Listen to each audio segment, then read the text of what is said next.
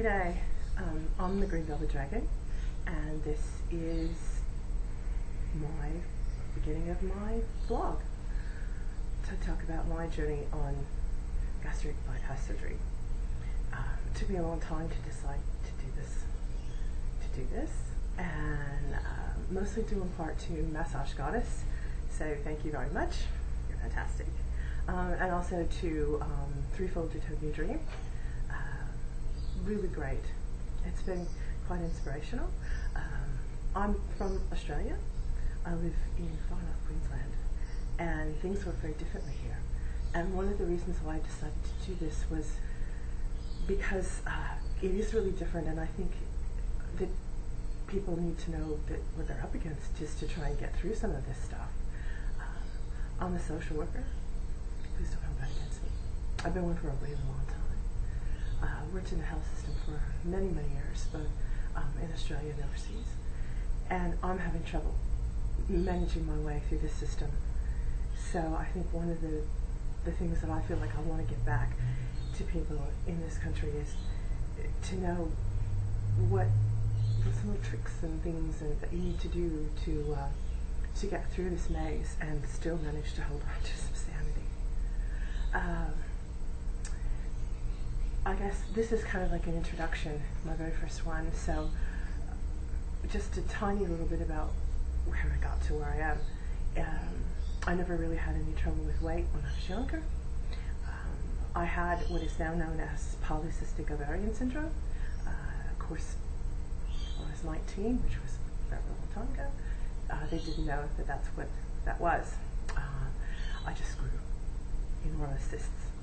And probably when I really started having a lot of trouble is I was about 19, and I grew a really cool cyst about yay big, and the doctor had to take it out. And actually, it was the second time, and they took my ovary out. So did quite well with one.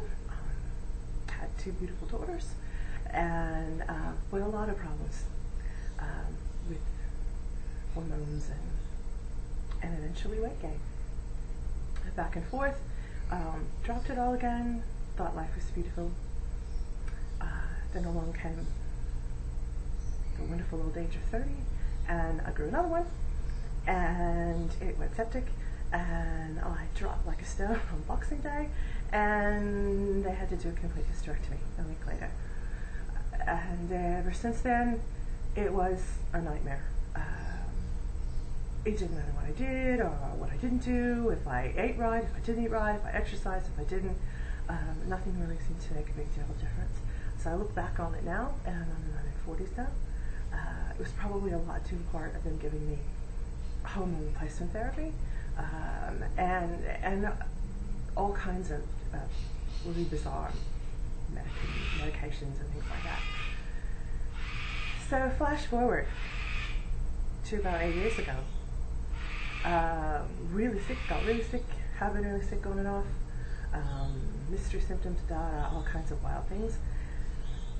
And finally, not that long ago, at December, finally said, yeah, you have metabolic syndrome. And I'd already knew what, I kind of figured I'd already had that, and finally they said, you had a name. And so here I am. My Roux gastric bypass is scheduled for in 2.5 weeks, which is May 26th, and I'm still trying to wade my way through the wonders of the Australian healthcare system and the weirdness of private health cover and dealing with trying to get access to my superannuation, which in the United States is known as 401k, here at superannuation.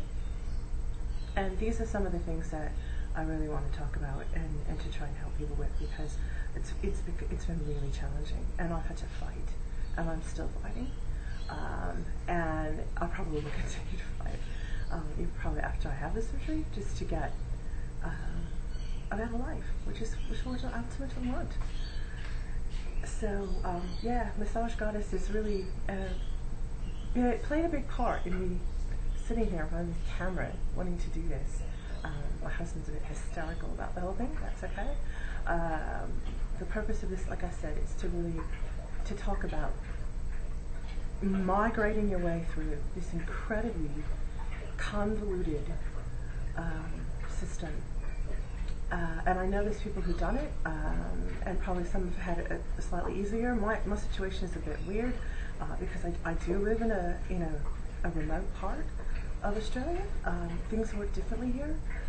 People even down in our capital city, Brisbane, don't really understand the challenges we face when it comes to healthcare. And I mean, we're a regional city, but we don't even have a neurosurgeon, or at least we didn't. I think we might now. We don't have a cardiac surgeon. We have to go somewhere else for that. Any type of a really tricky type of a surgery, we either have to go to Townsville, which is about 4.5 hours away, or we have to go to Brisbane, which is 2,000 kilometers away. A good 2.5, 3-day drive by car. 3 days if you take the train. 4.5 hours on a plane. So it's not like it's just around the corner. And these are some of the things I'm going to talk about. So hopefully it will help people. So stay tuned.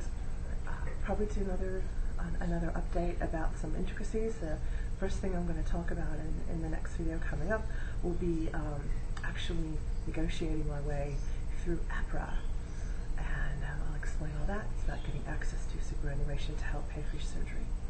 And that's been a real challenge. All of those people are in Canberra, and at one point they really didn't even know, I think, where Queensland was, let alone far North Queensland. So there you go. So just to kind of wrap things up a bit. Oops. Went dark there for a second. Went to sleep. The camera went to sleep. Anyway, just to kind of wrap things up, where I am now is about less than 18 months ago. I was seeing my GP, which I do on a regular basis, because there's always one thing or another going wrong. And he said, "Oh, look, we're going to treat you for pre-diabetes. You don't have it. You're kind of on the borderline, but my mother has it, and I have put on like 60 kilos, which for me is, I don't know, I've made peace with my fat, but I'm not happy about it yet." And he said, "So we're going to treat you." Went on a very common oral medication called metformin.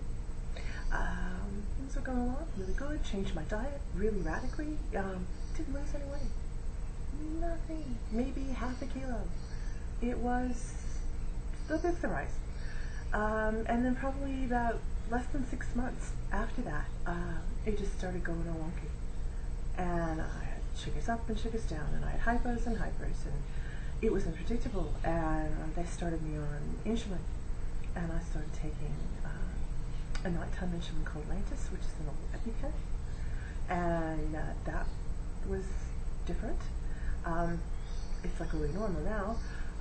And then by December of last year, actually before, it just went to hell in a handbasket really quick. And I was hitting some shocking numbers. And I went to see the endocrinologist, and she put me on another insulin, a short-acting insulin called Apidra, which I take in the evening. And it took about 3 months, and I got that under control. And in the meantime, I started going down this path of what am I going to do? And was really pushed really hard by the healthcare system to have gastric banding, which is the gold standard apparently for Australia. Not gastric bypass. It's not very common, not like it is in North America. And there we go. And the reason why I've chosen Roux gastric bypass is because of the research and effect that it has on diabetes. And that's my primary thing. The weight loss is going to be like a spillover benefit. It's going to be a great thing. I want to control the diabetes. I'm too damn young to die this young from it. And I've got all kinds of complications from it, vision problems and circulation problems. And I've only had it less than 18 months. And it went from 0 to 100 in 2.3 seconds flat, it seemed like. So I felt like the Bugatti of of diabetes.